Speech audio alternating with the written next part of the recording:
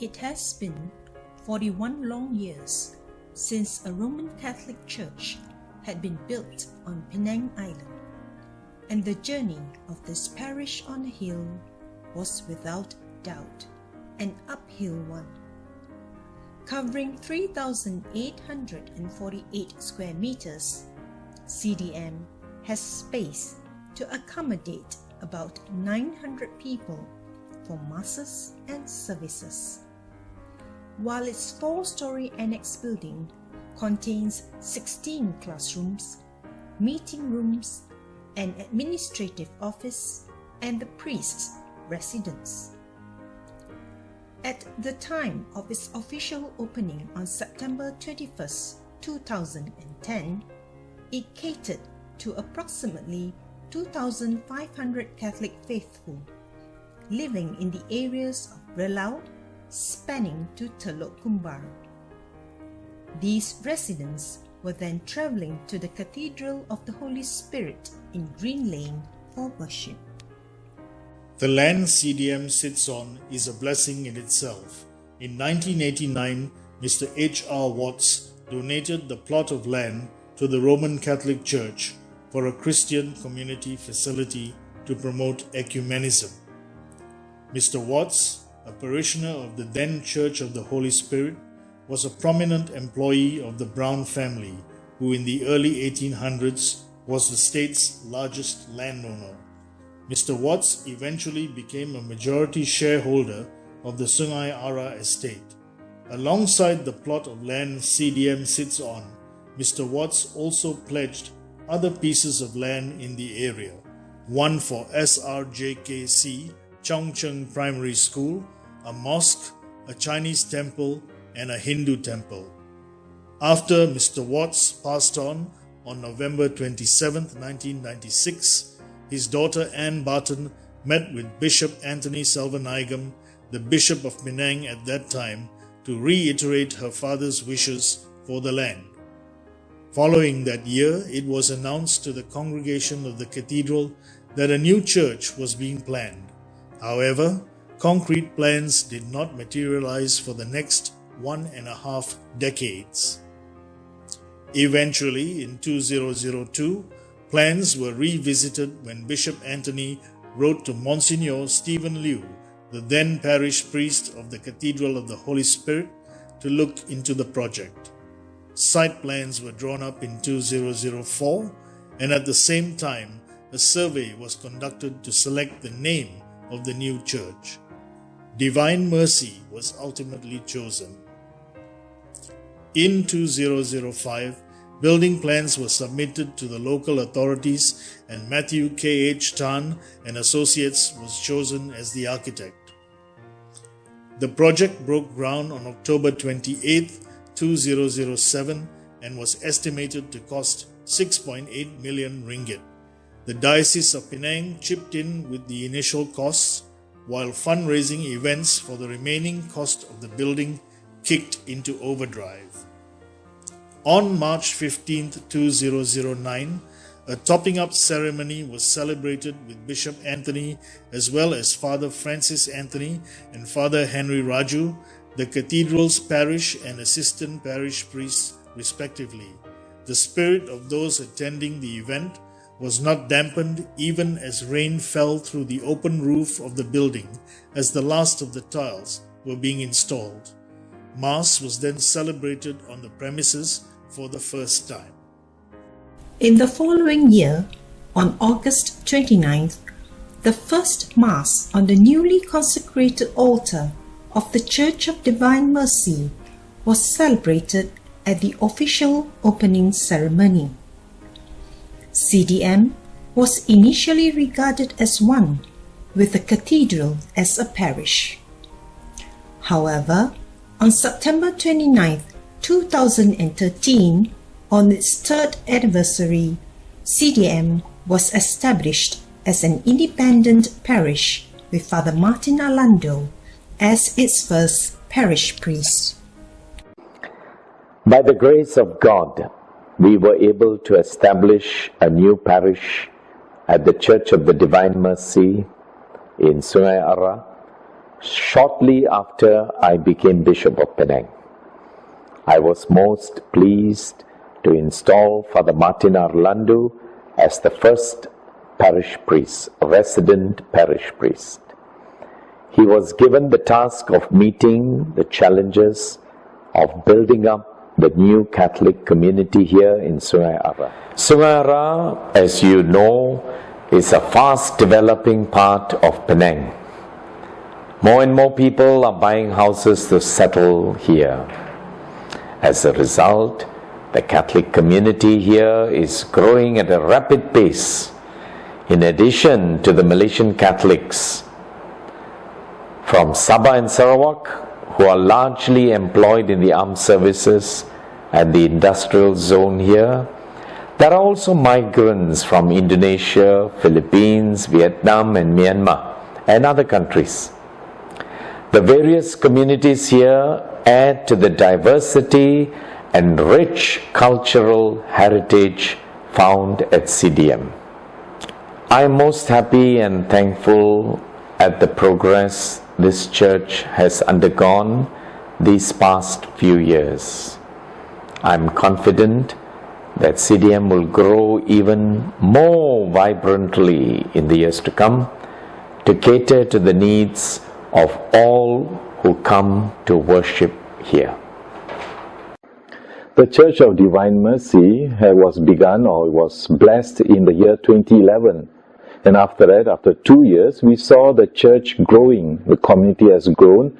We have a need for catechism classes. We had already established a certain amount of administration in here in Church of Divine Mercy. And thus, as the community grows, there's a need for identity. And that's when I proposed to the bishop to have this parish to be raised to the status as a parish. And so Bishop, having agreed to this idea, asked me to work on canon law, or what are the needs for this to become a parish. So with this, working on the canon law and all the needs for this, it was already accepted and presented to a council of priests. And from then on, being unanimously agreed that this to become a parish, we established it in 2013 on 29th of September. And also there was also a question of who to come here, who was the parish priest. And me being working here was sent to spearhead the whole parish as a whole. And from then on, there was already another problem to look at how to begin a new parish. Because most of the churches that we have been, the parish has already been established, and here we have a new one. And so a lot of problems that we encountered, but problems came with victorious moments, because the people came together to look at it, to work with happy moments, to have a pride of sense of this new identity that they have come together.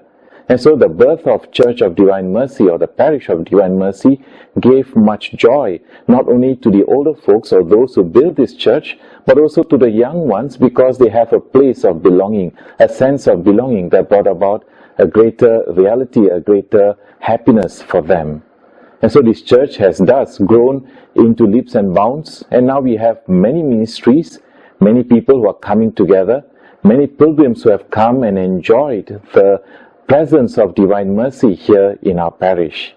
And so we hope that this parish will grow even greater with the expansion of the new building, and also for pilgrims to come and experience the real sense of Divine Mercy through the relics that we have of St. Faustina and St. John Paul II, and through the encounter of the love and mercy of God present.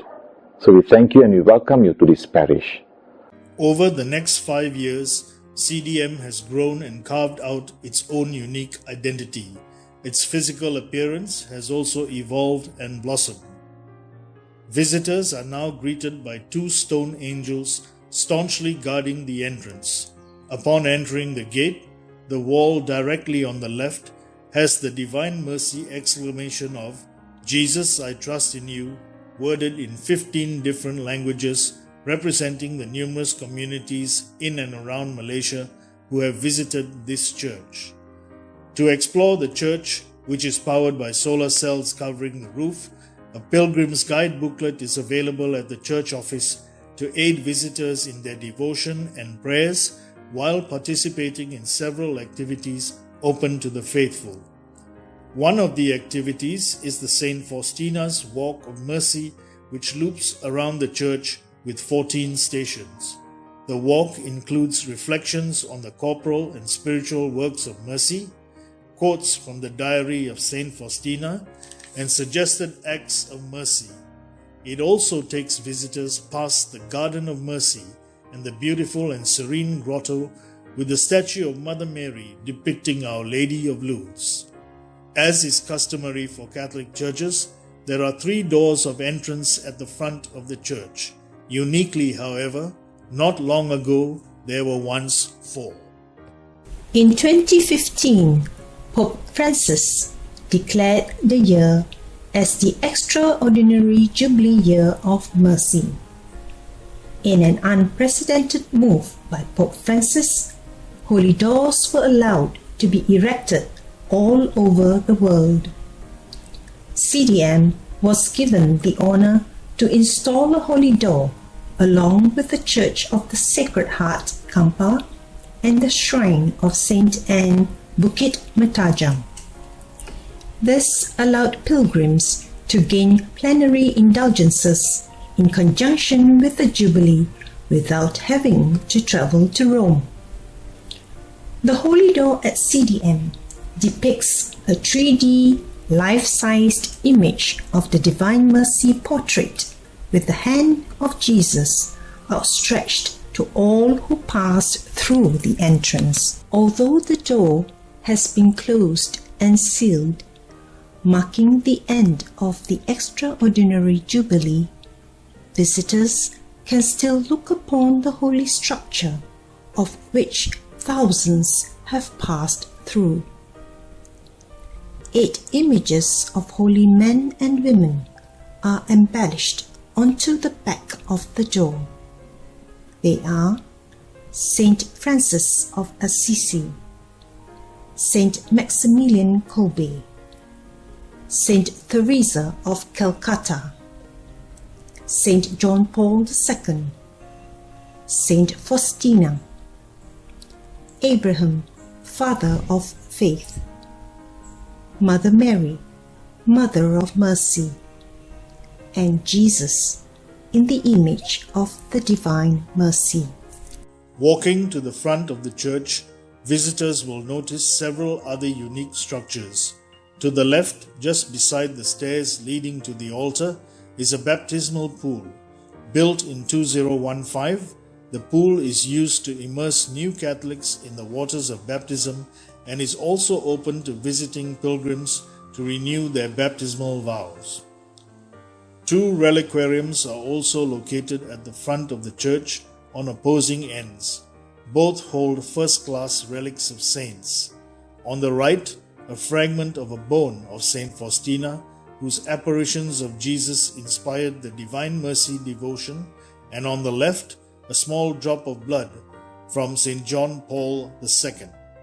We find relics already in the Old Testament when we see that the chosen people wanted to keep the Ark of the Covenant, for example. It was a way of having a concrete and constant presence of something very sacred in their midst, and they kept the Ark of the Covenant. They kept the tablets in the Ark of the Covenant, and they kept it through all generations. And this continues in our life as Christians even today, that we want to still be close to the saints. We want to be close to these holy men and women who have existed throughout the ages, and the relics are that concrete way of being in touch with the saints even on earth. We even know that in the early church, the first churches were built precisely on the tombs of the martyrs and the saints. Especially we think of St. Peter's in Rome, which which is our mother church. It is built on the tomb of St. Peter. So as we want to be like the saints, we want to be close to the saints, and the relics are a way to do that.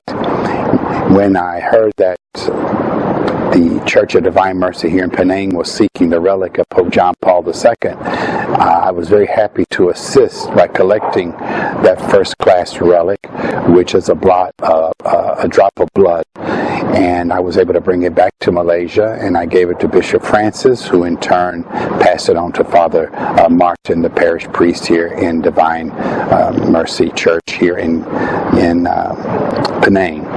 I'm delighted to see that the parish is growing. It's growing close to the Lord. It's growing close to within itself as a parish, as a family, as a community, based on which is one of the most essential virtues of our faith, mercy. And Pope John Paul II introduced us to this feast, the Feast of Divine Mercy, and of course Pope Francis has mercy as the center of his teaching as our Holy Father.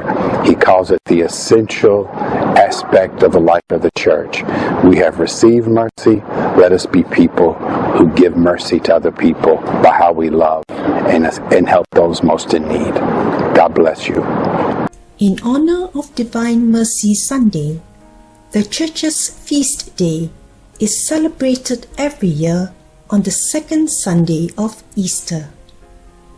CDM hosts a 9-day novena with invitations to guest preachers, lively fellowship, and a quiet veneration of relics. It culminates in a grand procession around the neighborhood. In several short years, CDM has grown exponentially, both in the number of worshippers and in the focus of Christian devotion. And now, it is even set to grow physically with successful efforts to acquire an additional plot of land. Over the next few years, a free learning center will be constructed to provide needful services for the disadvantaged of the local community. With joy and thanksgiving in our journey thus far, CDM welcomes one and all to our parish on the hill. Jesus, we trust in you.